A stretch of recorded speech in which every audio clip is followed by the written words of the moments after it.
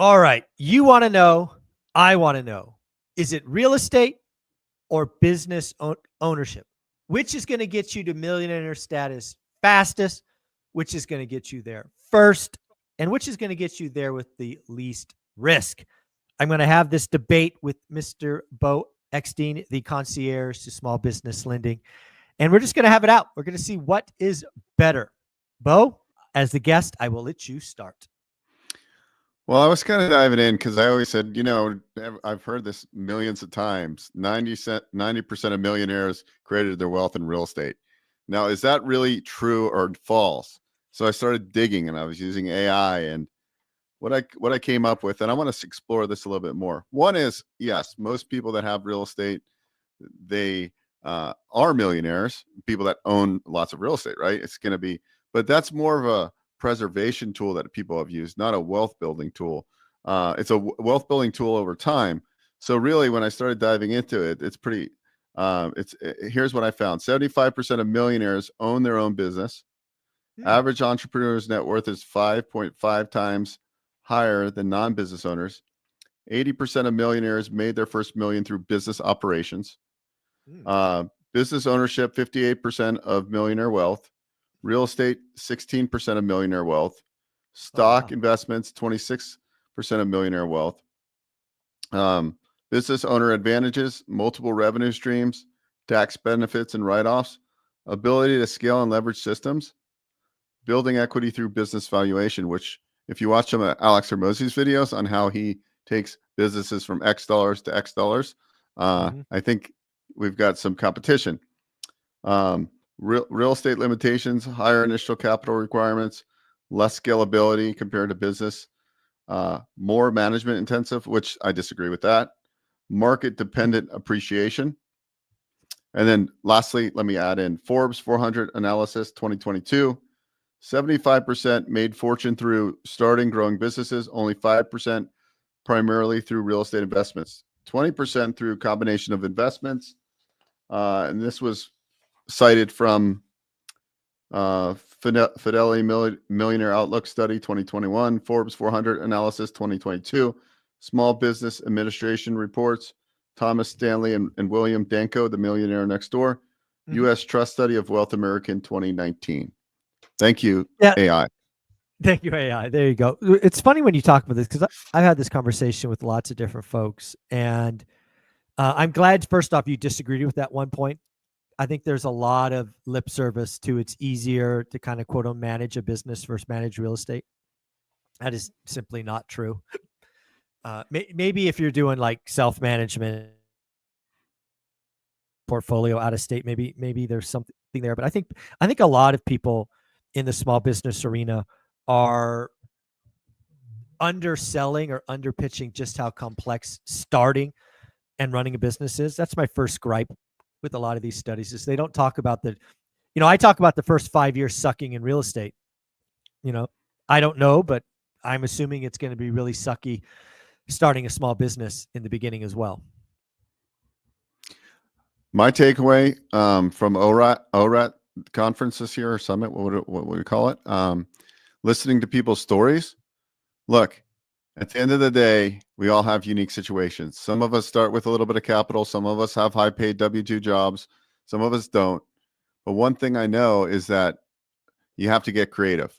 So I was listening to that lady speak about how she used her VA to scale into 6 properties, right? Yeah. So what are you working with? I think the real answer to this story is, look, what are you working with? How can you leverage into either business or real estate in a systematic and also stress test it too, right? We're not telling you to go leverage into something in a bad way, but being able to utilize programs like VA if you're a military, right? You get 100% financing on a primary, and then use a strategy to move to another property, or when you get deployed to another location. That is extremely smart. So I think we don't have to create these elaborate strategies to create wealth, but use what we have, like FHA, house hacking, co-living. We had a lot of conversations about that. And then we had the other conversation that I enjoyed was what's he called? What did he call his name? Scott Burkham, the frugal gay. Yeah, the Guessing you're frugal talking. gay. There you go. I loved his conversation Yep. because he did things very unorthodox and done well. He sells bras and makeups and makes some income there. And then he finds these really distressed properties that nobody wants, and he makes them into cash cows. So Yeah. I think there's a million ways of doing it, but I do think if you look at overall, one thing is true: you need some sort of money machine that helps fund these investments. Unless you're, then again, you could be a great deal structure or deal architect and do the sub two deals and things like that, which I don't really venture into myself, but I see Mhm. people leveraging that way. So, what are your thoughts there? I think there's a couple of things, and I want to go give a shout out to Pace Morby. He's the first guy that kind of drilled this in my head about a year ago. He's like, Michael, you're helping all these people, doing all these things, but you got always got to remember, know thyself, know thyself. And what he meant in that instance is you got to know who you're speaking to. Like they got to know who they are, because some people, to your point, they have a very stressful day job. They make six figures. Uh, buying turnkey rentals, right answer for them, perhaps, right? Where as you have somebody that's more maybe of a natural entrepreneur, has some construction background, maybe they want to go have a franchise. Maybe you have a good job and your kid's 18 and you want to go buy some vending machines, right? There's lots of ways to skin this cat. There's no one right answer that fits everyone. Everybody's got to know themselves, what they're bringing, and also what they're not good at, right? If you choose to jump into something that requires 100 cold calls a day and you hate talking on the phone, well, guess what? You shouldn't do that. Um, yeah, I just think all of these, is this better than that? It's you got to know who you are at your core. But I think it all does stem back to a lot of the principles you teach, which are, know your buy box, build a buy box, consistency, do the work. Like there's no real secret sauce. No magic. It, it No, there's no no magic. magic. The people that get on stages because they've done well is because it's trial and error.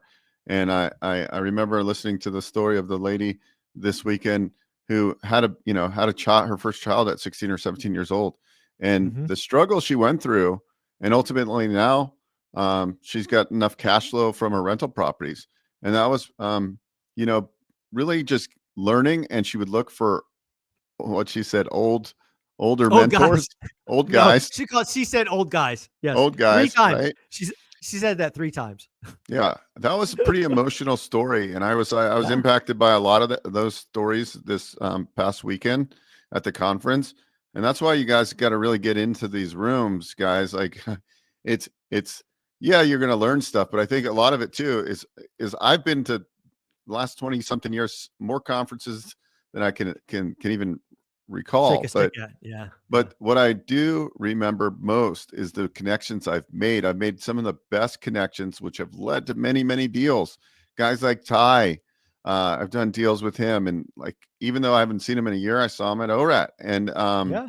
it's like we joked about it, like nothing changes. Like we dive in, and Hmm. so build your network, join the communities, get involved, and like wherever you're at, I think the biggest takeaway is wherever you're at, if you just stay focused and you stay the course.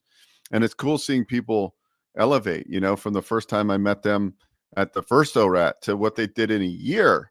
Some of these people is incredible, and it's fun watching you give out your cards, seeing people do their first deal or their next deal. So I think the moral of the story is, yeah, I don't quite believe that 90% of all millionaires were created through real estate, but real estate is the core to park your money. And over time, as a good operator in real estate investing, I do believe it is equal to business ownership. I do think I from a cash flow perspective, if you, I agree. and this is all perspective, I do think that business ownership can get that cash flow moving forward quicker so you can then invest into real estate. Like I Yeah, think that is the I premise of agree. it. I agree with you. Right. If you're coming out of high school or coming out of college and you're staring at what to do, again, with some exceptions, most people should look at running a small business, entrepreneur franchise, something, because I think you're right. The quickest path to build that flywheel, to build something that spits off cash, where cash can then go into owning real estate, probably is a small business for many. But some W-2 employees, right? Engineers, stock options, all of that, which is very common in Silicon Valley, where I'm from. That's okay too. Again, know thyself, know your skill set. The whole idea is create disposable income. Disposable incomes become assets. Those assets grow over time. And everybody, I'm sorry, I still have the hiccups from this morning, which is crazy 3 hours later. So Yeah. crazy. I mean, there's ways, build revenue streams. I just built a revenue stream pretty easily, and it pays me about $2,300 a month every single month ongoing. So there's, Nice. that's what's cool about business, right? Like if you like what I do, I can create these income streams, and $2,300 a month. Hey, that covers my little mortgage payment, right? So There you there go. you go. There One you thing go. I will say, I did listen to you and Brandon Turner on your podcast. When I saw that thumbnail, I was like, "Oh my Lord," because I like both of you guys a lot. Years back, I spent some time at a Go Abundance event, and I went snowmobiling with Brandon, and he's a good guy. So I'm glad I like both of you so much that you guys were able to squash the beef. Yeah. Well, Yeah. No, absolutely. It was not, in hindsight, to Brandon's graciousness, it was 95% me, 5% him. So it was definitely my problem, not his. yeah, that was awesome. I love to see that, and that Yeah. that shows me big things for you too. That even if you guys argued on the show, that you guys were both willing to do it. So that's a good thing too, both on both your parts. Like, hey guys, like I hate this guy, right? And I and then really it was just he probably didn't know what he did, No, and he didn't. He did. like, and No that's idea. and I think that's part of an important lesson that I took away from that is, look, it's all about communication. Mm-hmm. When you have problems with people, instead of arguing, it's just like, let's get on a podcast, or let's get on a call. And Let's have it out. Yeah. yeah, that's the way to do it in life. And I think everybody, especially right now, there's a lot of divide in this country, more so than I've ever seen.